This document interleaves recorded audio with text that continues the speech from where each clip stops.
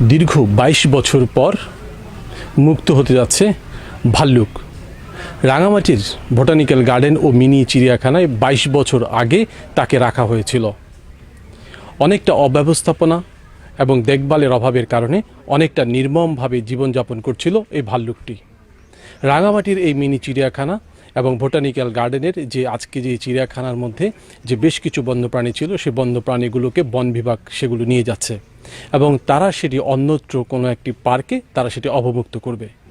মূলত আজকের এই দিনটিতে বিভিন্ন প্রজাতির ১৯টি বন্যপ্রাণী তারা সংগ্রহ করে নিয়ে যাচ্ছে। রাঙামাটির মানুষের কাছে অনেকটা আকর্ষণীয় এবং জীববৈচিত্র্যের রক্ষার্থে যেমন একটি গুরুত্বপূর্ণ ভূমিকা রাখছিল, একই সাথে বন্যপ্রাণী পরিচয়ের ক্ষেত্রে একটি গুরুত্বপূর্ণ অবদান রাখছিল এই চিড়িয়াখানাটি। চিড়িয়াখানা ছিল ঠিক আছে, কিন্তু এটা আসলে চিড়িয়াখানার মতো করে ছিল না। এখানে যে প্রাণীগুলো ছিল এগুলো আসলে যেমন একটা ভাল্লুক, এটা একা নিঃসঙ্গ জীবন।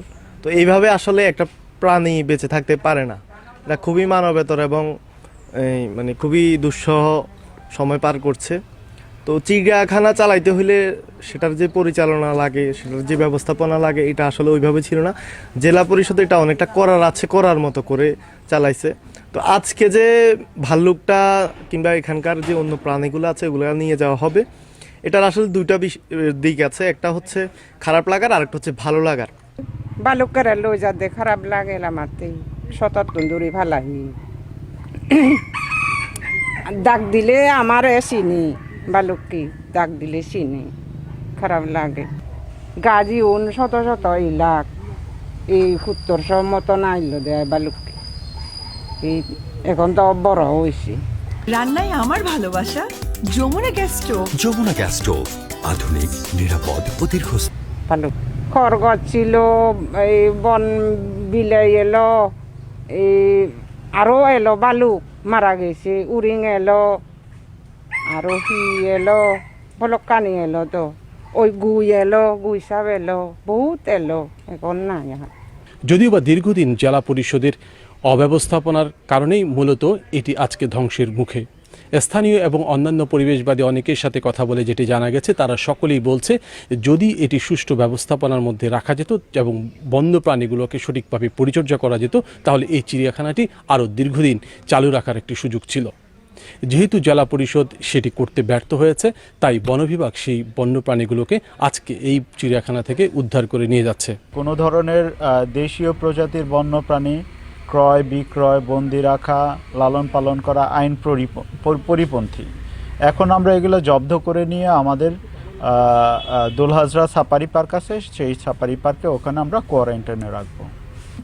যোগাযোগ করার পরই, এর আগেও হয়তো বা চেষ্টা করছে, এখন আমরা যোগাযোগ করার পর তারা মোটামুটি আমাদের সাথে আইনের প্রতি শ্রদ্ধাশীল থেকে মানে অ্যাগ্রি করেছে। এটা আমাদের বন অধিদপ্তর, যেটা হচ্ছে বন অধিদপ্তর, এটা দেখভালের দায়িত্বে আছে। এটা আমাদের সাফারি পার্কে নিয়ে এখানে কোয়ারেন্টাইনে রাখা হবে। এখানে সাফারি পার্কে অন্য প্রাণী আছে, ভাল্লুক অনেক আছে, তাদের সাথে সহ অবস্থানে রাখা হবে কোয়ারেন্টাইন। সকাল থেকে বন বিভাগের একটি টিম উদ্ধার কাজ পরিচালনা করে। মূলত আজকের এই বন্যপ্রাণীগুলো উদ্ধার করে তারা যতটুকু জানা গেছে চট্টগ্রামের সাফারি পার্কে সেগুলো অবমুক্ত করা হবে। তার আগে এই বন্যপ্রাণীগুলোকে দেওয়া হবে চিকিৎসা সেবা। বন্যপ্রাণীগুলো বন বিভাগ আজকে নিয়ে যাওয়ার ফলে দীর্ঘদিন ধরে চালু থাকা এই বোটানিক্যাল গার্ডেন ও মিনি চিড়িয়াখানা বন্ধ হয়ে যাচ্ছে। এতে হতাশ হচ্ছে এখানকার স্থানীয়রা। অন্যদিকে পরিবেশবাদীরা বলছেন যে বন্যপ্রাণীদের উপর যে পরিমাণ নির্মমতা চালানো হচ্ছে বা অব্যবস্থাপনা এবং অবহেলার কারণে মূলত এই বন্যপ্রাণীগুলো অন্যত্র সরিয়ে নেওয়ার কারণে সাধুবাদ জানাচ্ছেনও তারা। 2003 সালে যখন এই চিড়িয়াখানাটা চালু হয়েছিল তখন এখানে একটা ভালো কেনা হয়েছিল, সেই যখন এনেছে আজকে এটা যে চলে গেছে এটা, তো আমরা মনে করছি যে এটা চলে যাওয়ার কারণে এটা মানে প্রাণ পেয়েছে আর কি। এভাবে গত প্রায় 22 বছর ধরে এখানে অসংখ্য প্রাণী মারা গিয়েছে। এটা বলতে পারেন যে তাদের অদক্ষতার কারণে বা অবহেলার কারণে, বা এটা পরিচালনাগত তাদের একটা যে দক্ষতা থাকার কথা সেটা ছিল না। তো আজকে এগুলো নিয়ে যাওয়ার কারণে, যে প্রাণীগুলো নিয়ে যাওয়া হচ্ছে সেগুলো নিয়ে যাওয়ার ফলে এগুলো অন্তত বেঁচে যাবে আমার মনে হচ্ছে আর কি। তবে জেলা পরিষদের এক্ষেত্রে এই জায়গাটাকে নিয়ে আরও একটু বৃহৎ পরিসরে চিন্তাভাবনা করলে দেখা যাবে এখানকার মানুষ এই বিষয়ে আর একটু বিনোদনটা পেতে পারে। বিষয়টা হচ্ছে এটা যেহেতু জেলা পরিষদ কর্তৃক এটা অনুমোদন নেওয়া হয়েছিল প্রধান বন সংরক্ষকের মাধ্যমে, তখন তৎকালীন 2008 সালে, যেটা ওনারা চেয়েছিলেন যে এখানে কিছু প্রাণী ওনারা রাখতে চান। সেই হিসেবে নিঝুম দ্বীপ থেকে কিছু হরিণ আনার বিষয়ে ওনারা অনুমতি নিয়েছিলেন। পর্যায়ক্রমে আরও কিছু প্রাণীর বিষয়ে তারা বন অধিদপ্তর মন্ত্রণালয়ের মাধ্যমেই বন অধিদপ্তরে যোগাযোগ করে। সেই হিসেবে ওনারা কিছু কিছু ক্ষেত্রে কিছু কিছু প্রাণীর জন্য যোগাযোগ করে এনেছিলেন। পরবর্তীতে অন্যান্য যে প্রাণীগুলো এসেছে এগুলা কিভাবে এসেছে এটা কিন্তু বন অধিদপ্তর জানে না। তো সেই ক্ষেত্রে ক্রাইম কন্ট্রোল ইউনিটি প্রথম পদক্ষেপটি নেয় যে যেহেতু এর পরবর্তীতে এতগুলো প্রাণী এসেছে এবং বিভিন্ন সোশ্যাল মিডিয়ায়ও দেখা যাচ্ছে যে এখানে প্রাণীর উপর যথেষ্ট অবহেলা এবং পরিচর্যার যথেষ্ট অভাব রয়েছে। আর যেহেতু আমরা কিন্তু বন্যপ্রাণী আইন, মানে যেটা বন্যপ্রাণী সংরক্ষণ ও নিরাপত্তা আইন 2012, এই অনুযায়ী ব্যক্তি পর্যায়ে কিংবা কারো অধীনে মানে লাইসেন্স বা পারমিট ব্যতীত কোনো প্রাণী এভাবে রাখা যায় না। তো সুতরাং আমরা সেই আলোকেই সেই আইনের পরিপালনের নিমিত্তেই কিন্তু আজকের এই উদ্ধারটা। এর ফলে বন্যপ্রাণীগুলো তাদের মধ্যে যে অবহেলা এবং নির্যাতন হয়েছে সেটি থেকে তারা মুক্ত হবেন বলে আশাবাদ ব্যক্ত করছেন পরিবেশবাদীরা।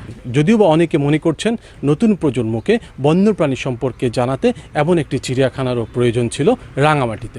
2002 সালে মূলত এই বোটানিক্যাল গার্ডেন এবং মিনি চিড়িয়াখানা নির্মাণ করেন রাঙামাটি পার্বত্য জেলা পরিষদ। যদিও বা বন বিভাগ থেকে যারা এইখানে এই বন্যপ্রাণী উদ্ধার করতে এসছে তারাও বলছে সরকারি নিয়ম যথাযথভাবে প্রতিপালন না করে এখানে বন্যপ্রাণী রাখা হয়েছিল। সৈকত রঞ্জন চৌধুরী, রাঙামাটি।